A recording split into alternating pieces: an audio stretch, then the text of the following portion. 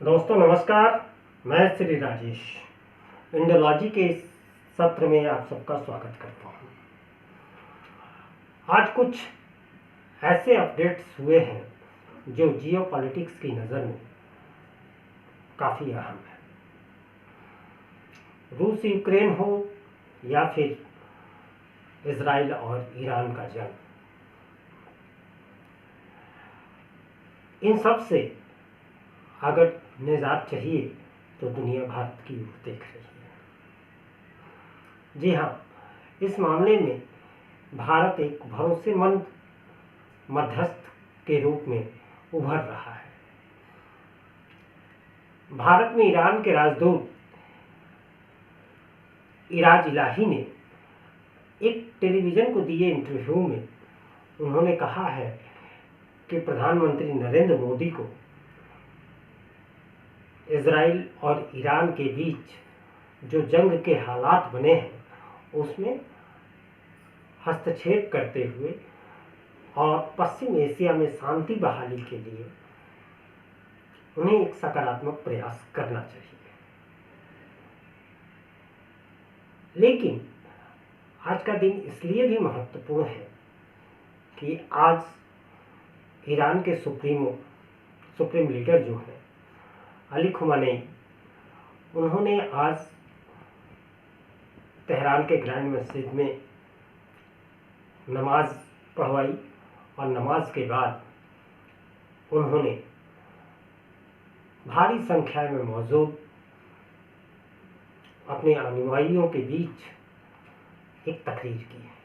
हाथों में राइफल लहराते हुए उन्होंने इजराइल को मटियामेट कर देने की धमकी दी, तो वहीं सारे दुनिया के मुसलमानों से एकजुट होने को कहा और दुश्मन के रूप में एक ही देश इजराइल को चिन्हित किया। तो वहीं एक दूसरी खबर भी लगे हाथ आ गई और ये डेवलपमेंट ये हुई कि इसी महीने 15-16 अक्टूबर को पाकिस्तान में एससीओ की हेड ऑफ द स्टेट की समिट होने वाली है। उसमें पाकिस्तान ने सदस्य देशों को, उनके राष्ट्र प्रमुखों को इनवाइट भी किया है। यह इनविटेशन भारत को भी आया था, लेकिन भारत की ओर से इस इनविटेशन का कोई जवाब नहीं दिया गया था। लेकिन आज भारत सरकार ने यह जानकारी दी कि विदेश मंत्री डॉक्टर एस जयशंकर इस समिट में हिस्सा लेने जाएंगे। अब एक तरह से देखा जाए तो तीन घटनाएं महत्वपूर्ण ढंग से सामने आती है। एक तरफ अली खुमैनी इजराइल को धमकाते हुए पूरी दुनिया से के मुसलमानों से एकजुट होने की अपील करते हैं और राइफल लहराकर अपनी ताकत का इशारा देते हैं। तो वहीं दूसरी ओर जो इराज इलाही राजदूत हैं भारत में ईरान के, वह भारत से मध्यस्थता की अपील करते हैं। और तीसरी खबर है कि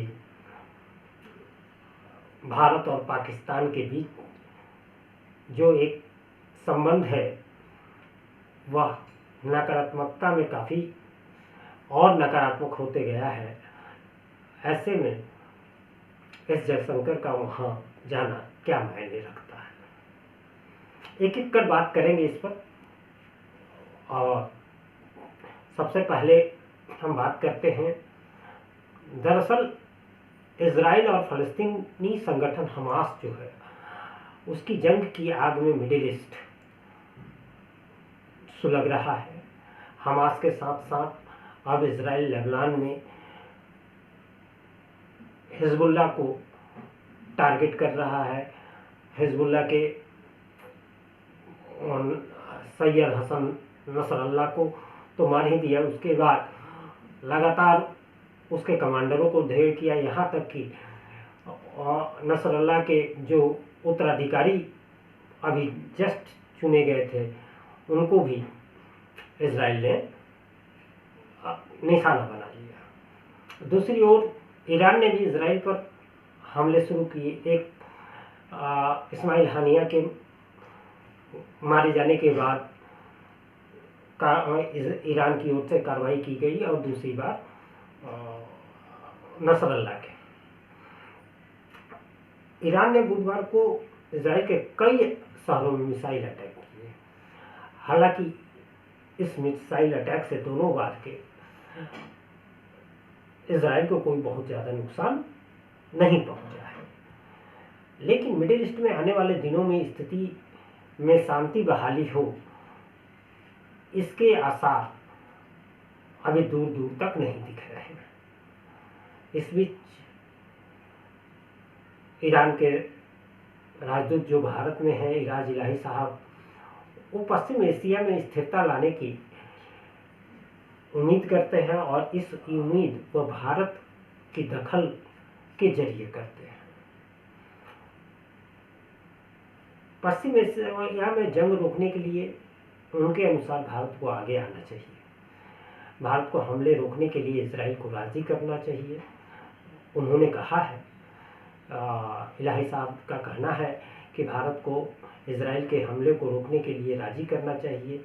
अभी के हालात देखिए, तबाही मची हुई है। ऐसे में भारत को दखल देने की जरूरत है, क्योंकि भारत की ईरान और इजराइल दोनों से दोस्ती है, अच्छे संबंध है। लिहाजा पश्चिम एशिया में शांति बहाली और स्थिरता लाने के लिए भारत को यह पहल करनी चाहिए।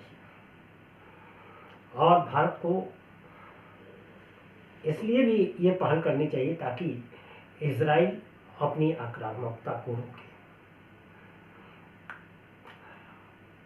ये तो रही इराज इलाही जी की बातें, लेकिन वहीं दूसरी तरफ देखें तो बांग्लादेशी हिंदुओं की दुर्दशा जो पिछले दिनों हुई, उस ओर संकेत करते हुए हमारे उत्तर प्रदेश के मुख्यमंत्री योगी आदित्यनाथ ने हिंदुओं को कहा था कि बटेंगे तो कटेंगे।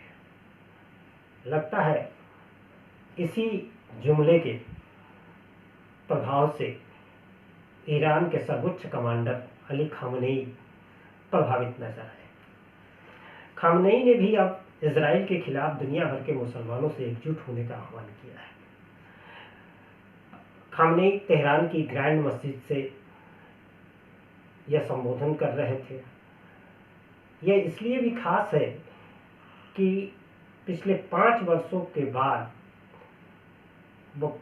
इन 5 वर्षों में पहली बार ग्रैंड मस्जिद में नमाज पढ़वाने आए। इससे पहले 2020 में वह जुम्मे की नमाज पढ़ाने के लिए आए थे। उस समय उनके हाथों में एक कागज की पर्ची और दूसरे हाथ में राइफल थी, जो ये बताने की वो कोशिश कर रहे थे कि ईरान को कमजोर समझना लोगों की भूल है और ईरान इजराइल को न केवल टक्कर दे सकता है, बल्कि दुनिया के मुसलमान अगर साथ हों तो वह इजराइल को दुनिया के नक्शे से खत्म भी कर सकता है। इसके लिए उन्होंने अरब देशों से भी सहयोग की मांग की। उनका कहना था कि अरब के देश जो अभी तटस्थ बने हुए हैं, उन्हें भी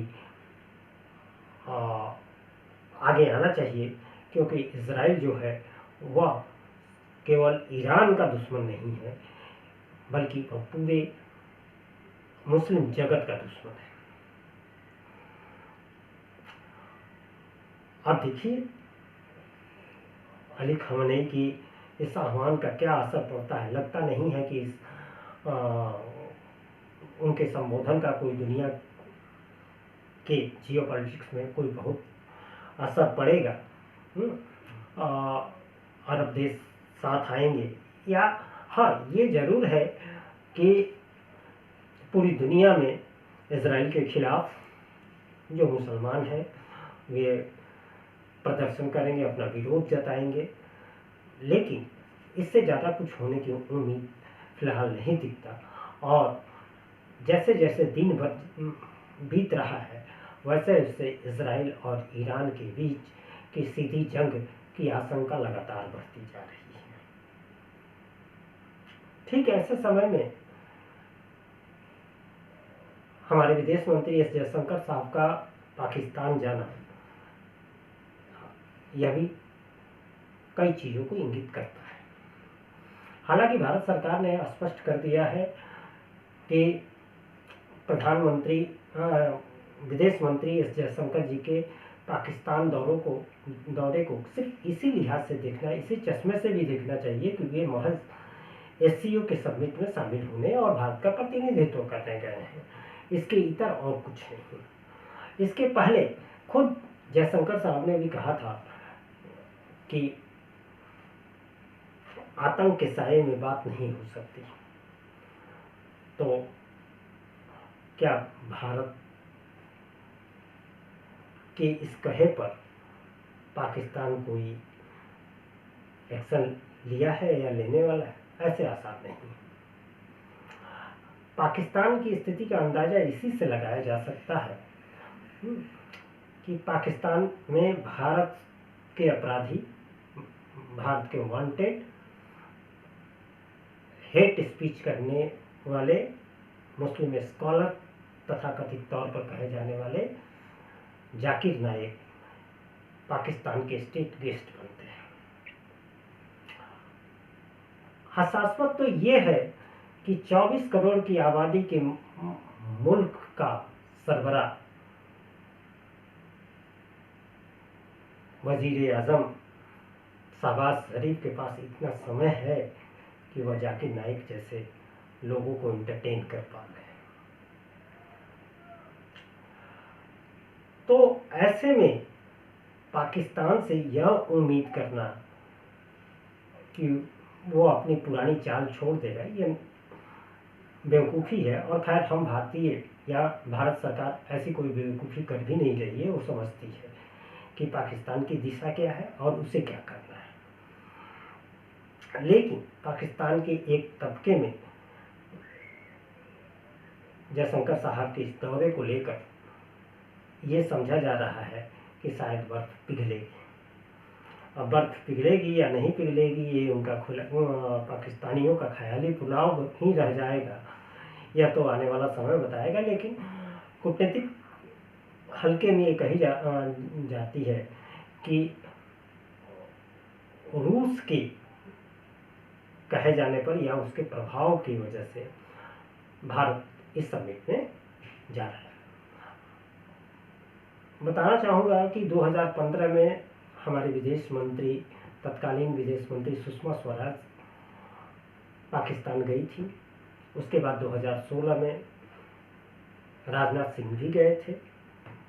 लेकिन उसके बाद 2016 के बाद से अब तक कोई विदेश मंत्री या कोई मंत्री पाकिस्तान के दौरे पर नहीं गया। हाँ, ये बात जरूर है कि पिछले साल एससीओ की मेज़बानी भारत ने की और पाकिस्तान से बिलावल भुट्टो, वहाँ के विदेश मंत्री, वो यहाँ भाग लेने आए थे। उस समय भी बड़ा बबेला पाकिस्तानियों ने मचाया कि भारत ने बिलावल भुट्टो के साथ कोई अच्छा सलूक नहीं किया, जबकि ऐसा कुछ नहीं है। भारत सरकार ने साफ साफ तौर पर कहा, विदेश मंत्री यही एस जयशंकर ने कहा कि एक विदेश मंत्री के रूप में उनको जो प्रोटोकॉल देना चाहिए भारत सरकार ने वो सारे प्रोटोकॉल दिए और इससे ज़्यादा की मेहमान नवाजी की पाकिस्तान को उम्मीद भी नहीं करनी चाहिए। तो अब देखना होगा कि एस जयशंकर जब जा रहे हैं तो इनके साथ पाकिस्तान का व्यवहार कैसा रहता है, वह इन्हें कैसा प्रोटोकॉल मुहैया कराता है। हालांकि एससीओ की इस समिट को लेकर पाकिस्तान अपने स्तर पर सुरक्षा की चाक चौबंद व्यवस्था करने में जुटा है। इस बाबत पाकिस्तानी अखबार द डॉन ने एक लंबी चौड़ी खबर भी प्रकाशित की है कि कैसे पंजाब पुलिस और आर्मी के टॉप पर्सनल की एफसी की बैठक हुई है और सुरक्षा की व्यवस्था की एक योजना बनाई गई है जहां परिंदा भी पर न मार सके। लेकिन पाकिस्तान की सुरक्षा व्यवस्था कैसी होती है ये हम सब जानते हैं। तो खैर, आज की इस अपडेट यहीं तक। वीडियो पसंद आया हो तो लाइक करें, चैनल को शेयर करें, वीडियो को शेयर करें। चैनल नया है इसलिए आपसे बार बार आग्रह है कि चैनल को सब्सक्राइब करें, बेल आइकन के बटन को जरूर दबाएं ताकि जब भी नया कोई वीडियो अपलोड हो तो इसकी सूचना आप तक आसानी से पहुंच जाए। नमस्कार।